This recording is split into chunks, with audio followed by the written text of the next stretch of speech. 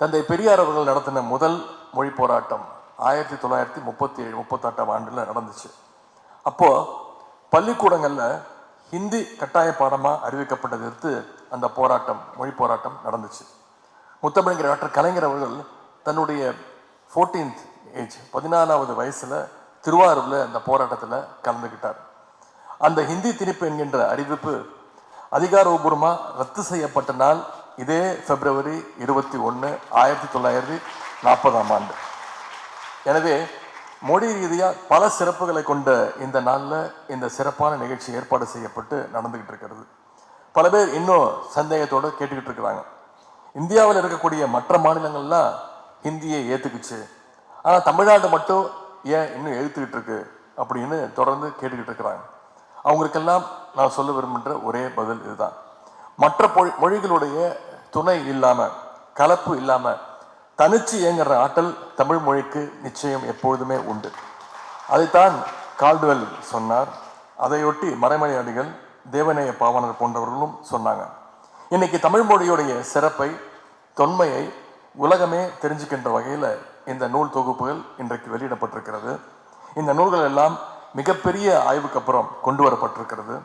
தமிழ் மொழியில் உள்ள சொற்களை எல்லாம் ஆராய்ஞ்சு அதோடைய அமைப்பு, பிறப்பு, பொருள் பற்றி எல்லாம் ஆய்வு செஞ்சு, அதே போல இந்தோ ஐரோப்பிய மொழிகளான Latin, Greek, German, Persian, Sanskrit சொற்களையும் ஆய்வு செஞ்சு இந்த மொழிகளில் இருக்கக்கூடிய வேர்ச்சொற்களை ஒப்பிட்டு பார்க்கறது தான் இந்த 12 நூல் தொகுதிகளும்.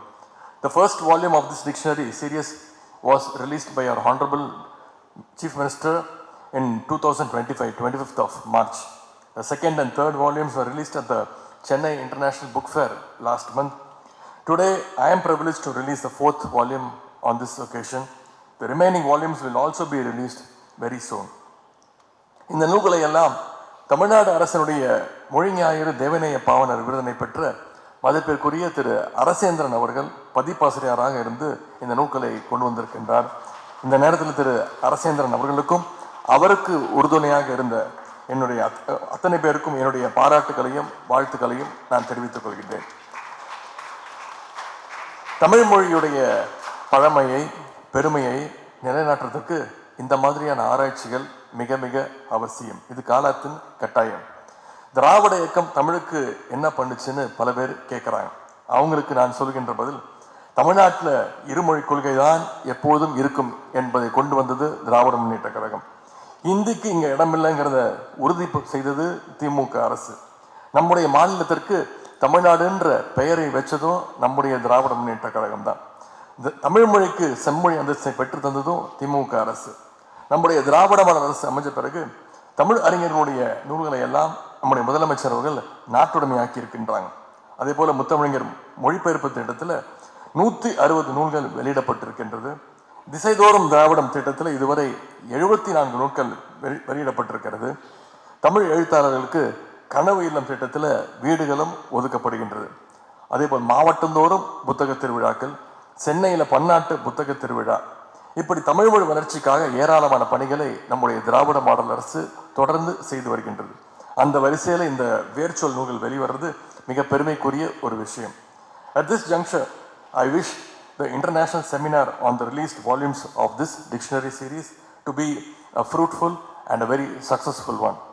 I thank my ministerial colleagues, senior government officials, representatives of Oxford University, press, Tamil scholars, academicians and students for being part of this wonderful occasion. I wish you all continued success in your scholarly pursuits, and may this remarkable work further enrich linguistic research. I am sure that this initiative will strengthen our understanding and the deep historical connections between our languages.